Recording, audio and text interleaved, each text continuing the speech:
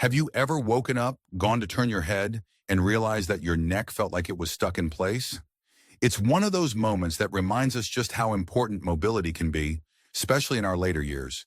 Many people in their 60s, 70s, and beyond find that they can no longer comfortably check their blind spots when driving or look up to watch the birds in the trees without a jolt of pain. We often shrug it off as just another sign of getting older. But what if that stiffness isn't inevitable? What if there's a simple, little-known way to maintain a more flexible and pain-free neck? There's a common misconception that a stiff neck is part of the normal aging process. While some aspects of aging do affect our joints and muscles, this isn't the whole story. Everyday habits and deeply ingrained routines also contribute to how our necks feel and move. That's why tackling this issue can make such a profound difference. Restoring neck mobility doesn't just mean less pain. It can lead to better balance, safer driving, and greater confidence in everything from grocery shopping to playing with your grandchildren. In short, paying attention to neck mobility supports a fuller, more engaged life. As someone who has worked for years in the field of healthy aging, I've seen countless older adults transform their day-to-day lives by focusing on small, strategic neck and posture practices. It's remarkable how much of a ripple effect these changes can have. Increased comfort during sleep, more energy during the day, and the sense of freedom that comes with turning your head without wincing. Today, I want to share 4 surprising insights that can help you unlock neck mobility that you might have assumed was long gone. Each idea challenges the typical take-it-easy approach and replaces it with a gentle, evidence-backed method that respects both your experience and your body's needs. There's no hype here, just practical advice you can start using almost immediately. Over the next few moments, you'll discover why resting your neck too much might actually do more harm than good, how posture plays a role far beyond aesthetics, how very light exercise can bolster your neck's strength without risking further strain, and how everyday habits like watching television or reading a book can either help or hinder your neck health. If you stick with me, you'll see that each of these points builds on the next to form a cohesive way of caring for your neck, one that might surprise you with its simplicity. Before we dive in, I encourage you to listen closely and think about how these strategies might fit into your daily routines. If you find yourself nodding along at certain points, or if something sparks a question, jot it down or speak it aloud. Being curious about your own body is one of the best ways to stay engaged and motivated. So let's explore the true potential of a pain-free neck, something that might feel like a luxury right now, but could become your day-to-day reality.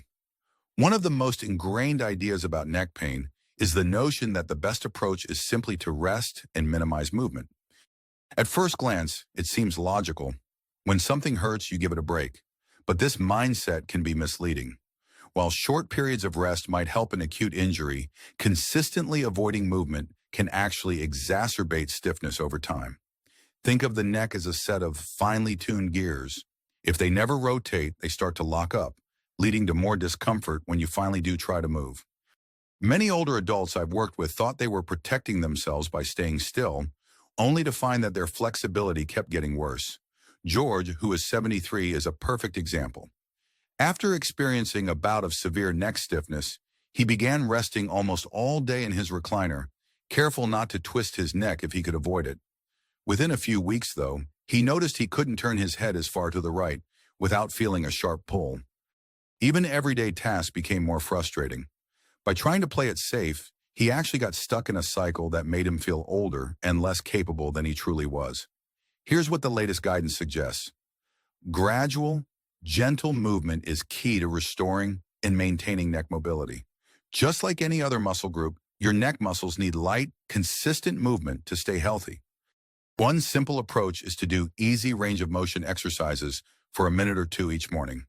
This could look like slowly turning your head left to right, tilting your ear toward each shoulder, and gently nodding up and down. The goal is not to force anything or go to the point of real pain. Instead, move within a comfortable range and let your neck feel supported rather than strained. Why does this help? Gentle movement encourages blood flow, which helps keep the muscles and joints well lubricated. It can also retrain the nervous system to handle movement without triggering alarm bells of discomfort. Over time, these small motions add up to big improvements. When George finally gave this approach a try, He reported that the first few days felt awkward. He was worried he might injure himself. But as he kept going, he found his neck began to feel looser. After a couple of weeks, turning his head in the car was much easier, and he didn't feel that anxious twinge of pain at every stop sign. There's an emotional benefit here, too. You start to rebuild confidence in your own body. Instead of feeling fragile or worried that any sudden motion might set off new pain, you begin to trust that your neck can handle everyday life again. This sense of self-reliance is priceless for anyone, but especially for those of us in our later years who might be concerned about independence. If you're thinking this might be too simple, I encourage you to test it out.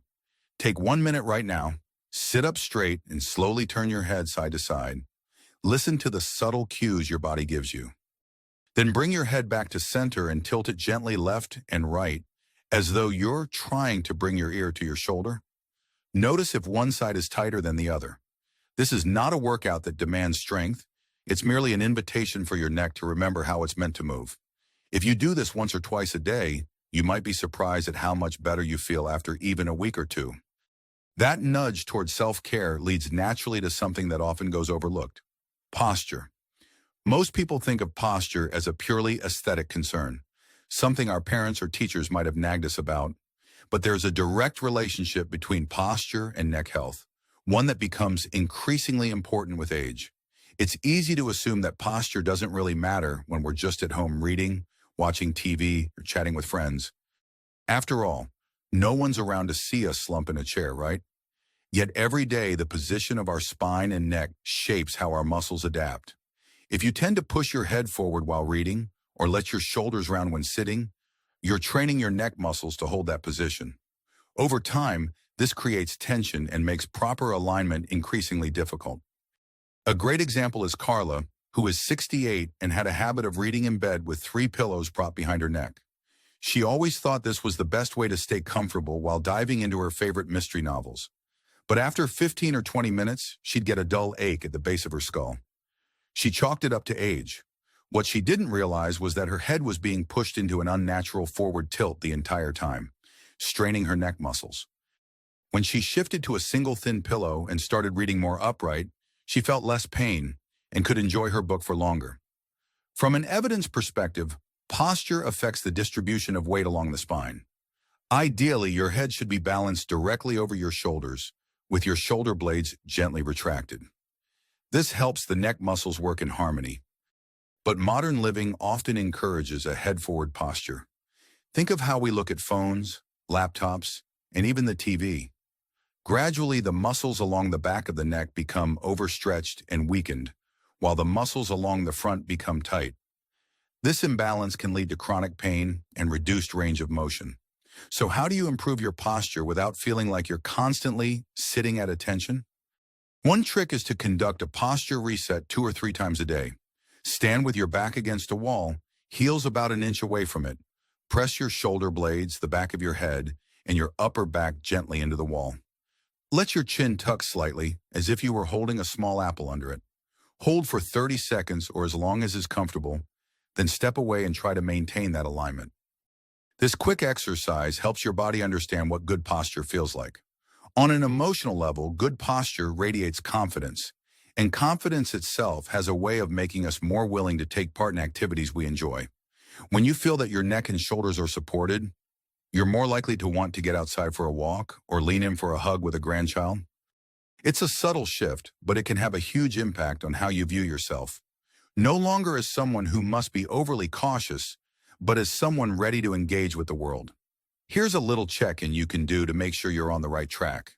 The next time you stand up from a chair, notice whether your head tilts forward or your shoulders hunch up. If so, gently roll them back and lift your chin. You may feel like you're overcorrecting, but this might just be your body adjusting to better alignment. Start by doing this in front of a mirror a few times so you can see the difference. This consistent awareness helps you become more mindful of how you're holding yourself throughout the day. It's natural to worry about whether exercise could make neck pain worse. After all, there's a lot of fear among older adults around straining or pulling something if they try to exercise, especially in a delicate area like the neck. There's a persistent myth that once you reach a certain age, it's best to avoid any targeted neck exercises altogether. But that line of thinking can actually keep you from discovering just how beneficial gentle strength building can be. Dolores, who is 79, used to say that the last thing she wanted to do was risk more pain by lifting weights with her neck. Whenever someone mentioned exercise, she pictured bodybuilders doing extreme movements. But strengthening your neck doesn't have to involve heavy weights or complicated routines. In fact, very simple isometric exercises where you create slight resistance with your hands or a towel without actually moving your neck too far can go a long way towards supporting the delicate structures around your spine. For instance, you can sit upright in a chair, place one hand against your forehead, and gently press your head forward while resisting with your hand. The goal isn't to shove your head forward with all your might, but to create a gentle push-pull effect that engages your front neck muscles. After holding for 5 seconds, relax for a few seconds, then do the same on the sides of your head and the back. Even 3 to 5 repetitions can help your neck muscles become more stable and better able to handle daily movements.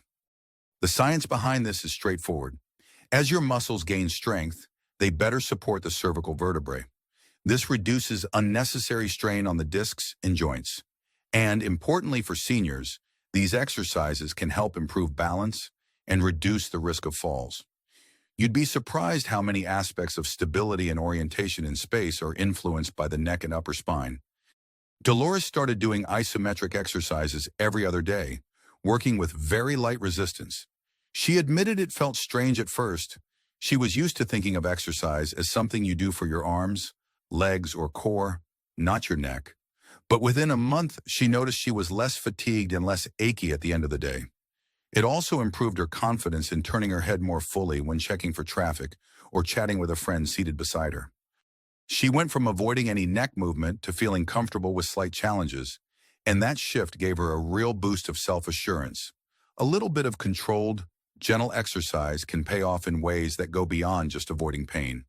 When your neck muscles are stronger, you're more likely to sit up straight, move with ease, and try activities like light dancing or gardening. That sense of vitality, even if it's subtle, can ripple through your entire day. You start to think, if I can do these small exercises without discomfort, maybe I can do a bit more. This positive loop of action and reward can be incredibly motivating. Give it a try. Right now, while you're listening or reading, see if you can place your hand gently against your forehead and create the slightest bit of pressure. Notice how your neck muscles engage. Then let it go. This simple awareness exercise is often enough to realize that you're in control of how much you push yourself. If something feels off, you can always reduce the resistance or consult a professional for more personalized guidance. But the point is, you're not helpless in the face of neck stiffness. Far from it. Everyday habits might seem trivial, but they can add up to a big impact on your neck over time. We often assume that how we use our phones, tablets, or even how we read a newspaper doesn't matter much for our health. But think about it. If you're bowing your head down to your phone for 20 minutes, multiple times a day, that forward-leaning posture puts a strain on your neck. The neck is meant to support your head's weight when it's aligned, not when it's hanging forward like a pendulum. Consider Alfred, who is 74 and loves scrolling through social media to stay connected with his grandchildren. He'd often do so while hunched over, elbows on the table, phone in hand. Over time, he noticed that his neck felt stiff whenever he looked up from the screen. He dismissed it initially, blaming the awkward chairs in his kitchen. But after hearing how posture could affect neck mobility, he tried something new, raising his phone closer to eye level and taking short breaks every 10 minutes to roll his shoulders back and gently stretch his neck. Within a week, he was already feeling less of that familiar stiffness. It's not just about phones. Even how you watch television can make a big difference. If your TV is mounted too high or too low, you might keep your neck craned at an odd angle for hours. Or maybe you're reading the newspaper at the kitchen table, but your seat height forces you to bend forward. Small adjustments, like propping up your book or raising your monitor, can do wonders for aligning your neck. These tiny tweaks often go overlooked because we think they're too minor to matter. But day in and day out, they can be the difference between constant tension and comfortable mobility. Another overlooked habit is how you carry groceries or shopping bags. Many people hold them on one side of the body, tilting slightly to the side without even realizing it. Distributing weight evenly or using a cart can reduce asymmetrical stress on the neck and shoulders. Even a subtle, uneven pull on your neck muscles can contribute to imbalances that eventually lead to pain. On the emotional side, making these small, everyday changes can feel empowering. Once you see that you can influence your comfort and mobility by adjusting how you hold your phone or position your TV, you start to realize that you have more control over your body than you might have thought. This sense of agency can spill over into other aspects of life, perhaps encouraging you to try a new hobby or reintroduce an old one you'd put aside due to discomfort. If you suspect your daily habits are contributing to your neck stiffness, why not do a quick audit? For one full day, pay attention to how you hold your phone, read books, watch TV, or carry items. Jot down any time you catch yourself bending your neck forward or tilting it at an angle. Don't worry about making changes in the moment. Just become aware. Then the next day, choose 1 or 2 habits to adjust. Raise the phone to eye level, use a book stand, or position your TV so you're not straining. Little by little, you'll build a friendlier environment for your neck. If you've stuck with me this far, you now have a deeper look into how gentle movement, posture awareness, targeted exercises, and mindful daily habits can each play a powerful role in achieving pain-free neck mobility. It's not about magic pills or complicated regimens. It's about understanding how your body works and making consistent choices that respect your neck's design. When we combine these insights, recognizing that too much rest can backfire, committing to better posture, strengthening the neck muscles, and tweaking daily routines, we create a holistic approach to neck health that can truly stand the test of time. Why is it so important to act now? Because neck stiffness tends to sneak up on us. One day it's a slight annoyance, and before you know it, you're turning your whole body just to look over your shoulder, or you're hesitating to drive at night because you can't comfortably check traffic. Every day that passes is another chance for these issues to become more ingrained, so the best time to start is today. Picture your life a few weeks or months from now. Maybe you're able to sit through an entire meal at a restaurant without rubbing your neck in discomfort, or you're going on a scenic drive and easily glancing around at the passing landscape. You might even feel more secure on your feet because your posture has improved and your head is well aligned. These small wins add up, affecting everything from how you sleep to how you interact with loved ones.